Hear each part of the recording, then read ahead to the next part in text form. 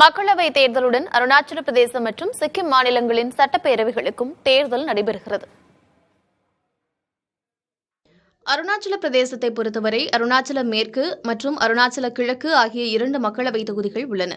அருணாச்சல மேற்கு நாடாளுமன்ற தொகுதியில் மத்திய அமைச்சர் கிரண் ரிஜிஜூ, அருணாச்சல பிரதேச காங்கிரஸ் கமிட்டி தலைவர் நபம் துகி உள்ளிட்ட 8 பேர் களத்தில் உள்ளனர்.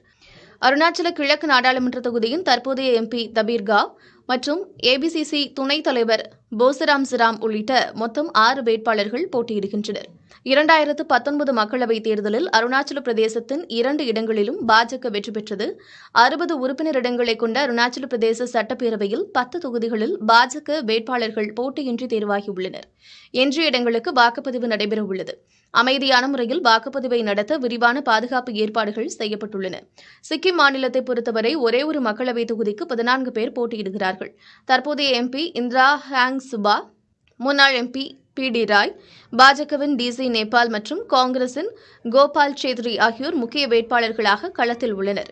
சிக்கிம் சட்டமன்றத்திற்கும் தேர்தல் நடைபெறும் நிலையில் மாநிலத்தின் 32 சட்டமன்ற தொகுதிகளில் 146 வேட்பாளர்கள் போட்டியிடுகிறார்கள். ஆளும் சிக்கிம் கிராந்திகரி மோர்ச்சா தலைவர் டமாங் மீண்டும் ஆட்சியை தக்கவைக்கும் எண்ணத்தில் 2 தொகுதிகளில் போட்டியிடுகிறார்.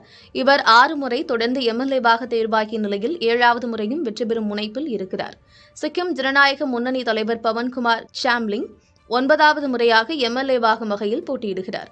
இந்த கட்சியின் துணைத் தலைவரும் முன்னாள் இந்திய கால்பந்து கேப்டனுமான பாய்சங் பூட்டியாவும் பார்ஃபங் தொகுதியில் களத்தில் இருக்கிறார். மொத்தம் 4,06,000 வாக்காளர்கள் தங்கள் ஜனநாயக கடமையை ஆற்றவுள்ளனர்.